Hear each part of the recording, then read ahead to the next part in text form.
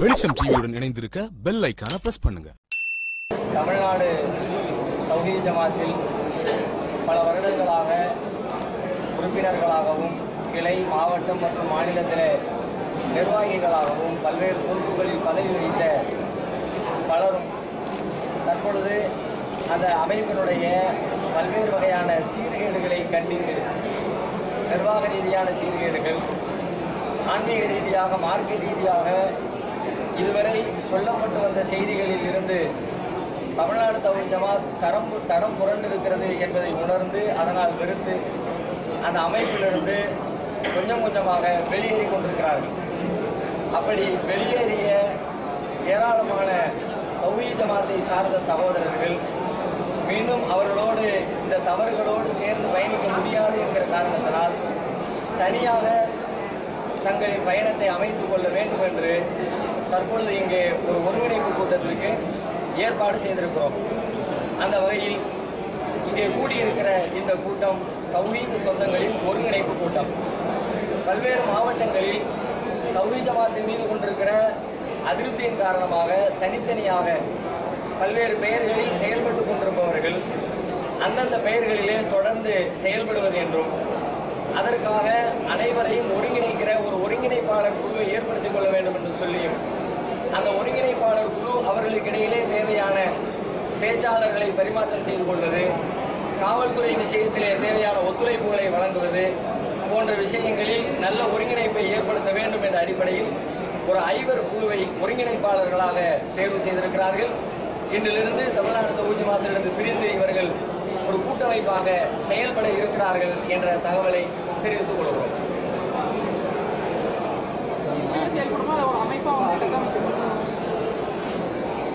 இதில் பெருவாரியான மக்களுடைய எதிர்பார்ப்பு என்னன்னு கேட்டால், தமிழ்நாடு தௌஹீத் ஜமாத் ஒரு பெரிய கட்டமைப்பாக பல வருடம் பல்லாயிரக்கணக்கான மக்களுடைய தியாகத்தால் வளர்ந்திருக்கிறது. அதிலே தலைமையில் இருந்து சில பேர் செய்கிற தவறுகளால் ஒட்டுமொத்த அமைப்பும் பிளவுபட்டு போவதை பெரும்பாலும் யாருமே விரும்பவில்லை. இங்கே கூடியிருக்கிறவர்களும் கூட அதை விரும்பவில்லை. ஆகையினால் அவர்கள் தங்களுடைய தவறுகளை சீர் செய்து கொள்வதற்கான ஒரு வாய்ப்பை வழங்குகிற வகையில் இந்த கூட்டமைப்பு இப்பொழுது ஏற்பாடு செய்யப்பட்டிருக்கிறது. சில கோரிக்கைகளை தமிழ்நாடு தௌஹீத் ஜமாத்திற்கு இந்த ஒருங்கிணைப்பு குழு கூட்டத்தின் சார்பாக நாங்கள் முன்வைத்திருக்கிறோம். அதிலே தற்பொழுது தலைமை நிர்வாகத்திலே இருக்கிற அத்தனை பேரும் மக்களின் நம்பிக்கையை இழந்துவிட்ட காரணத்தினால் அவர்கள் அத்தனை பேரும் கூண்டோடு நிர்வாகத்திற்கு வராமல் அகற்றப்பட வேண்டும். வெளியே வந்திருக்கிற அங்கிருந்து வெளியில் வந்திருக்கிற மாநில நிர்வாகிகள் இவர்களும் அதிலே பங்கெடுக்க மாட்டார்கள். நாங்களும் இல்லாத அவர்களும் இல்லாத மாவட்ட கிளைகளில் இருக்கிற நம்பகம் வாய்ந்த அனுபவம் உள்ள வேறு பல தோழர்களை இந்த அமைப்பினுடைய உறுப்பினர்களை கொண்டு இந்த இயக்கம் வழிநடத்தப்பட வேண்டும் என்ற ஒரு கோரிக்கை என்ற ஒரு நிபந்தனை வைக்கப்பட்டிருக்கிறது. அதுபோல இந்த அமைப்பில் பல்வேறு தனி மனிதர்களுடைய மான மரியாதை அநியாயமான முறையிலே காற்றில் பறக்க விடப்பட்டிருக்கிறது மாநில தலைமை நிர்வாகிகளால். அவை அனைத்தும் சரி செய்யப்பட வேண்டும். அதுபோல மார்க்க ரீதியாக இதுவரை சொல்லப்பட்டு வந்த பல்வேறு விஷயங்களில் தற்பொழுது தடம் புரண்டு மனோ இச்சைப்படி அவர்கள் தீர்ப்பளித்திருக்கிறார்கள். அந்த தவறையும் ஒத்துக்கொண்டு தங்களை அவர்கள் சீர்திருத்திக் கொள்ள வேண்டும் என்று சொல்லி சில கோரிக்கைகள் முன்வைக்கப்பட்டிருக்கிறது.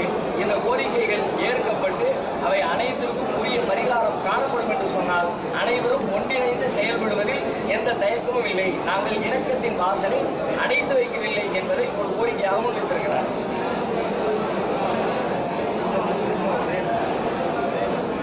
தௌஹீத் ஜமாத் 2ஆக உடைந்திருக்கிறது. தற்பொழுது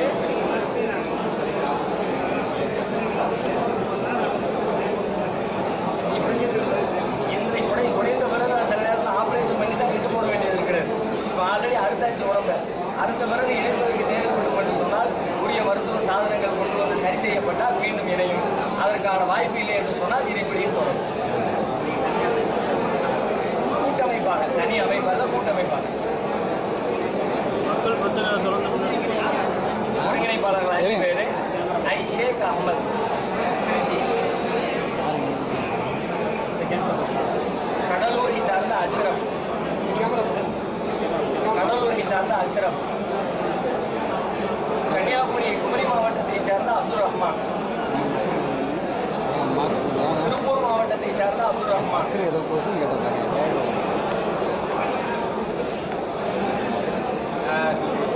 சென்னையை சார்ந்த சுல்தான், பார்க்குறேன். இந்த ஐவர் குழுவுக்கு திருச்சியை சார்ந்த சகோதரர் ஐஷேக் அகமது அவர்கள் தலைமை ஒருங்கிணைப்பாளராக செயல்படுவார். இல்லை அப்படின்னு இப்போ உங்களை நீக்கினது காரணம் ஒரு பெண்கள் பிரச்சனைல தான் நீங்களாக தான் சொல்கிறாங்க. அந்த குற்றச்சாட்டை நீங்கள் என்ன சொல்றீங்க? அந்த குற்றச்சாட்டை நாங்கள் எதுவுமே பதிலளிக்க தேவையில்லாத வகையில் அவர்களே அமைப்பின் சார்பில் எல்லா விவரங்களையும் வெளியிட்டு விட்டார்கள். பாலியல் குற்றச்சாட்டு, ஒரு பெண்ணோடு தொலைபேசியில் ஆபாசமாக உரையாடியது, வேறு பல தவறுகள் நடந்தது என்று அதை அவர்கள் ஒப்புக்கொண்டதாக அமைப்பின் சார்பிலே அறிக்கை வெளியிட்டு அவர் மீது நடவடிக்கை எடுக்கப்பட்டிருக்கிறது. சம்பந்தப்பட்டவரும் அதன் மீது எந்த மறுப்பும் தெரிவிக்காத காரணத்தினால் அதுதான் ஏற்கனவே கருத்து. அதில் எங்களுக்கு எந்த தனிப்பட்ட கருத்து ஒன்றும் இல்லை.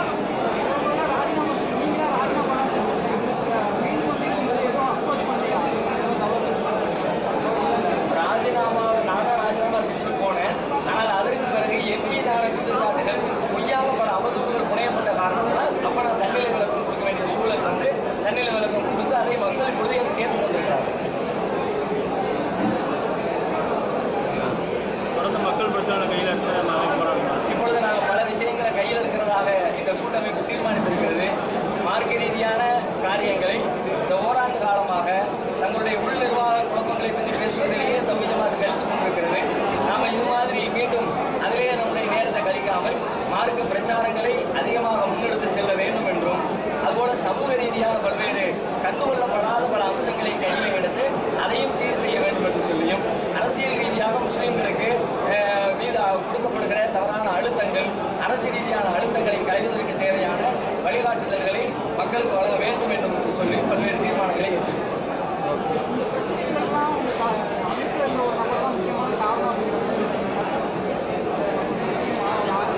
இன்றைக்கு தலைமையில் இருக்கிற அத்தனை நிர்வாகிகளும் சேர்ந்துதான் இந்த பிரச்சனைகளை காரணகர்த்தாக இருந்திருக்கிறாங்க. அவருடைய நிறுவனராக இருந்தவரும் அதற்கு காரணமாக இருந்திருக்கிறார். பொதுச் செயலாளராக இருந்தவரும் காரணமாக இருந்திருக்கிறார். மாநில செயலாளர்களாக இருந்தவர்களும் அவர்களுடைய அந்த தவறுகளுக்கு ஒத்துதி அந்த தவறை மக்கள் மத்தியில் கொண்டு போய் சேர்ப்பதற்கு காரணமாக இருந்திருக்கிறார்கள். மொத்த நிர்வாகமே இந்த சீர்கேட்டின் அடிப்படையில் பின்னணியிலே இருக்கிறார்கள்.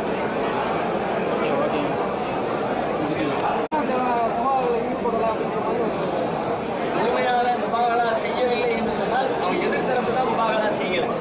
என்னை பொறுத்த வரைக்கும் என் மீது வைக்கப்பட்ட பிரதான குற்றச்சாட்டை எடுத்த எழுப்பிலேயே அவர்கள் சொன்ன அத்தனை விஷயங்களையும் பட்டியலிட்டு அனைத்தையும் தொகுத்து பட்டியலிட்டு இவை அனைத்தும் என் மீது சொல்லப்பட்டிருக்கிற பொய், அவதூறு, இதை நான் முற்றிலுமாக மறுக்கிறேன், இதிலே நான் பொய்யனாக இருந்தால் இறைவனின் சாபம் என் மீதும் என்னுடைய குடும்பத்தார் மீதும் இறங்கட்டும் என்று சொல்லி அனைத்தையும் நான் ஒரே அவையிலே கிளியர் செய்து